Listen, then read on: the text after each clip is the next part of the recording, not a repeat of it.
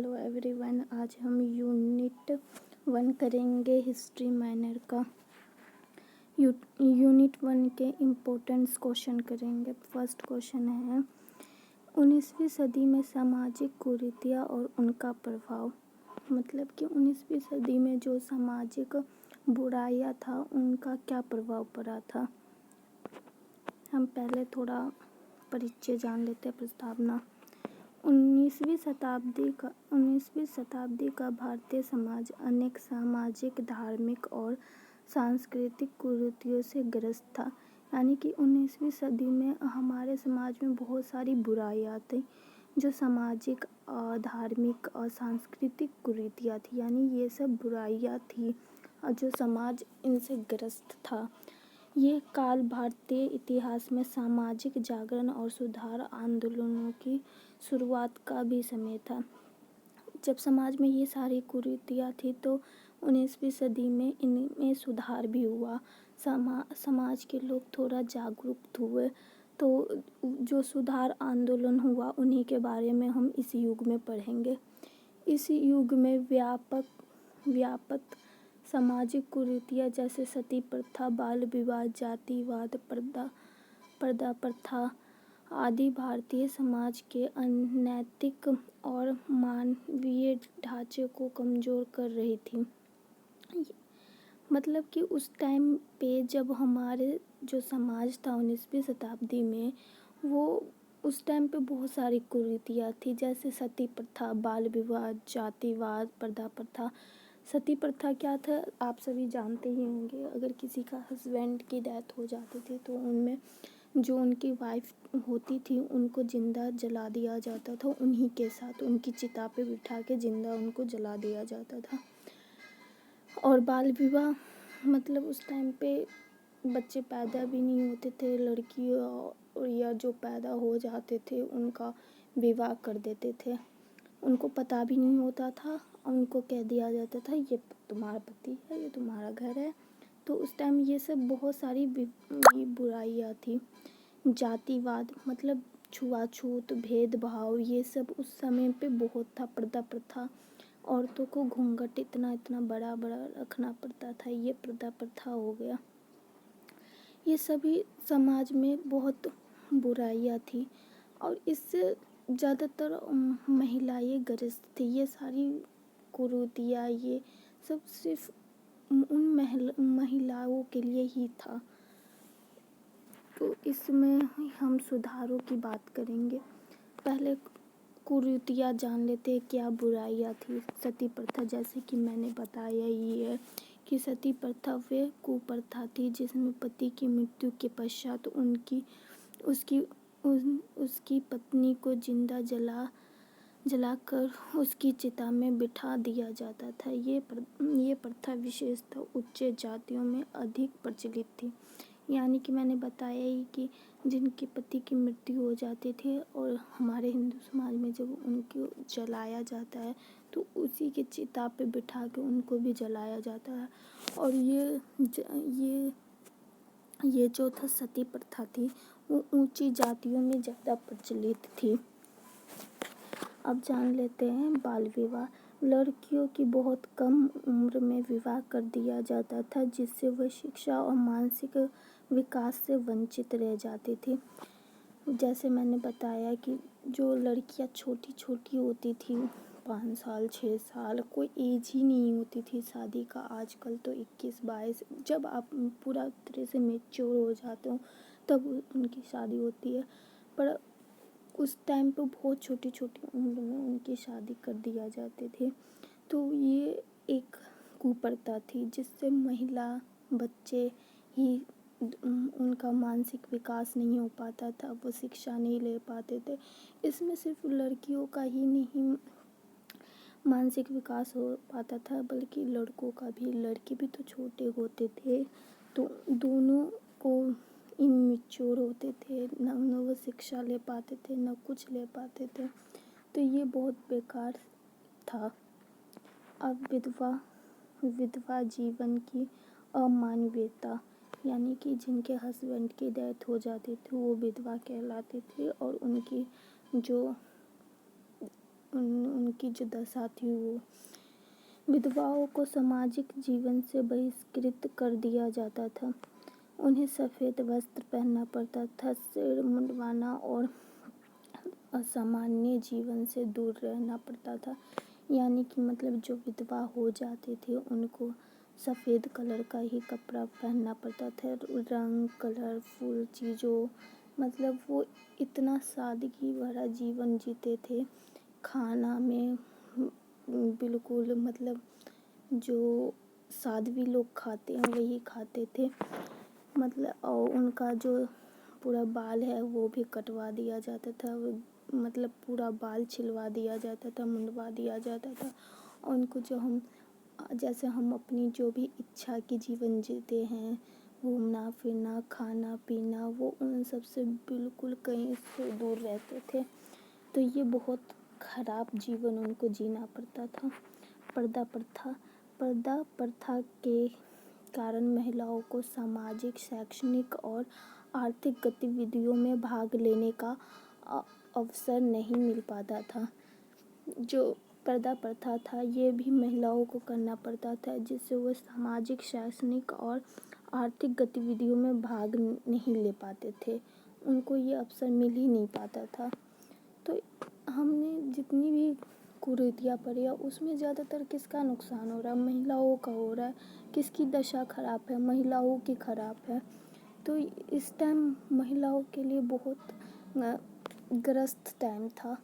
हर चीज़ से उनको जूझना पड़ता था। आज हम देखते हैं महिलाएं हर फील्ड में हैं, हर फील्ड में अच्छा कर रही है, लेकिन उस टाइम पे उनको हर चीज़ से दूर रखा जाता था।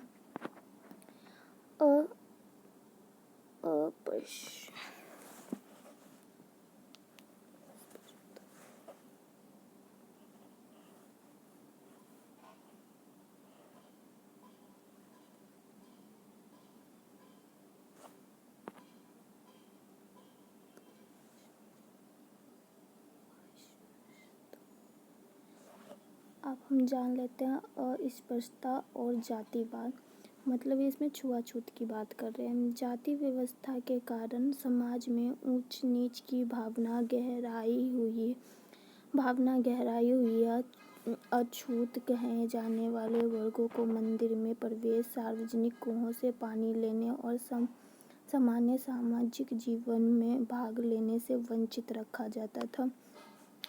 यही मतलब जो बड़े जाति के लोग थे उनके साथ न वो उठ बैठ सकते थे, न वो जब बड़ी जातियाँ उनको दूर से ही देख के घृणा करते थे। छोटे जाति के लोग थे उनको मंदिर में भी नहीं जाने देते थे, कुओं से पानी नहीं लेने देते थे।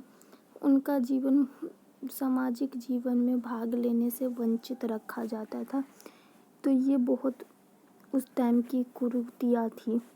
बहुविवाह, पुरुषों की कई पत्नियां रखने की स्वतंत्रता थी, जबकि स्त्रियों को एक पति के प्रति निष्ठावान रहना पड़ता था। मतलब उस टाइम पे ये भी देखा गया था बहुविवाह, एक पुरुष के कई सारी पत्नियां होती थी, जबकि स्त्रियों का एक ही पति के प्रति निष्ठावान रहना होता था।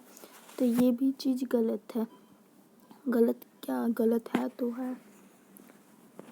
इन कुरीतियों का समाज पर प्रभाव। अब ये सब जो कुरीतियाँ है उसका कुछ न कुछ तो प्रभाव ही पड़ेगा। वो प्रभाव क्या था ये हम जान लेते हैं। महिलाओं की स्थिति अत्यंत शोचनीय थी। उन्हें शिक्षा, संपत्ति और स्वतंत्रता के अधिकार नहीं थे। मतलब सामाजिक जीवन अच्छे से जीने दे रहे थे, उन्होंने शिक्षा लेने देते थे, न उनका संपत्ति पर अधिकार था, न उन्हें स्वतंत्रता का अधिकार था। मतलब कोई अधिकार ही नहीं था। मतलब एक ये था कि वो बस एक मशीन है जो घर में काम करे, जो उनके हाँ में हाँ मिलाए, बस यही। उनकी कोई सामान्य जीवन थी ही नहीं। वो हमेशा से दूसरों पे डिपेंड, उनसे ही जो बोलेंगे वही करना पड़ता था उनको। तो ये सारी चीज़ें गलत थी। समाज में अंधविश्वास और रूढ़िवादिता ने वैज्ञानिक सोच और प्रगति को बाधित किया। समाज में उस टाइम बहुत अंधविश्वास था, जो वैज्ञानिक सोच की प्रगति में बाध्य बनी। सामाजिक विषमता ने राष्ट्र के एकता बोध को कमजोर किया। अब जैसे देख लो, जातिवाद थी, ऊंची कास्ट, छोटी कास्ट, ये क्या होता है? हम सब इंसान हैं, हमें इंसानों की तरह रहना चाहिए।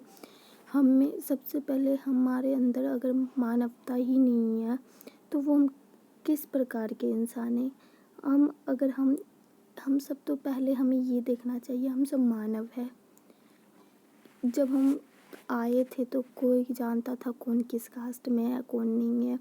हमें ये बताया गया कि हम ये हैं, ये हैं, ये हैं। पैदा जब हम तो हमें मतलब ये है कि हमें सबसे बड़ा धर्म एक ही होता है, मानवता का।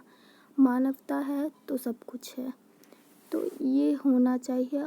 उस टाइम पे ये था कि ऊंची वर्ग, नीचे वर्ग, ये वर्ग, वो वर्ग, तो इन सब से एकता नहीं होती है। एकता तभी होगी जब हम में एकता होगी कि हाँ, सब मानव है, एक समान है। जैसी मैं हूँ वैसे ये है, तो हमें जैसे मेरे को सम्मान दे रहे हैं मैं उनको सम्मान दूँ।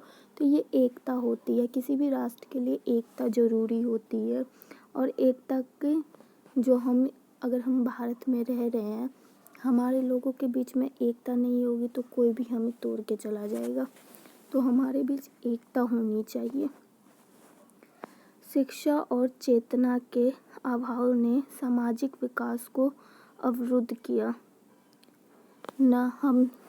हमारे मतलब न शिक्षा ले पा रहे थे, शिक्षा का अभाव था, सब कुछ था। तो ये सामाजिक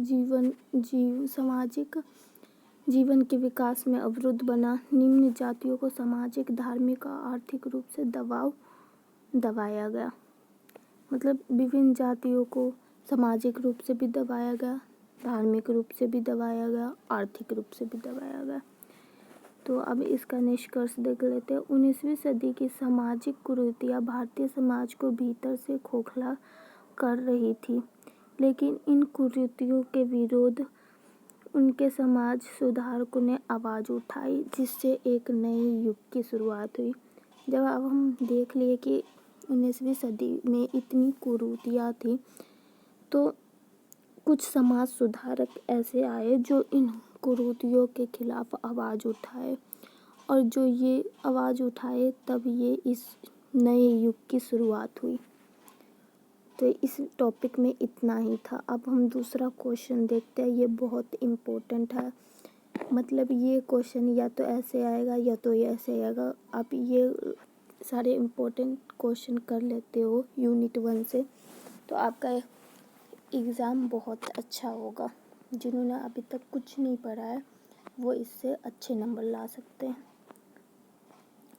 19वीं शताब्दी में महिलाओं की स्थिति में सुधार के लिए किए गए प्रयासों का उल्लेख कीजिए।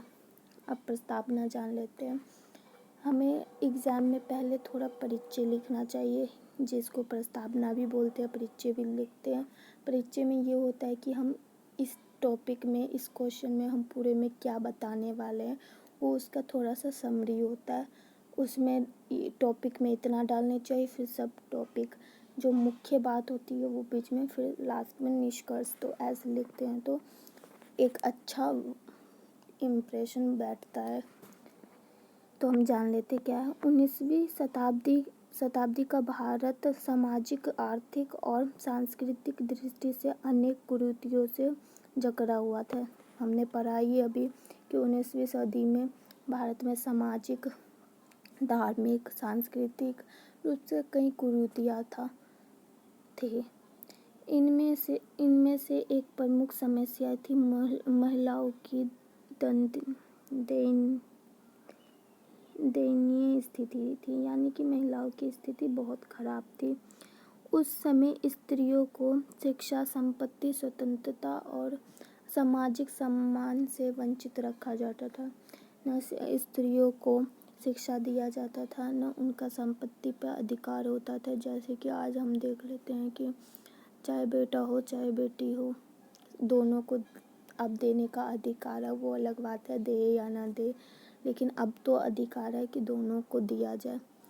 स्वतंत्रता पहले बिल्कुल भी स्वतंत्रता नहीं थी, अब तो स्वतंत्रता सम्मान सब दिया जाता है और सामाजिक सम्मान से उस टाइम वंचित रखा जाता था। तो ये समाज में कुरीतियाँ थी जिससे सबसे ज़्यादा प्रभावित महिलाएं हुई थी।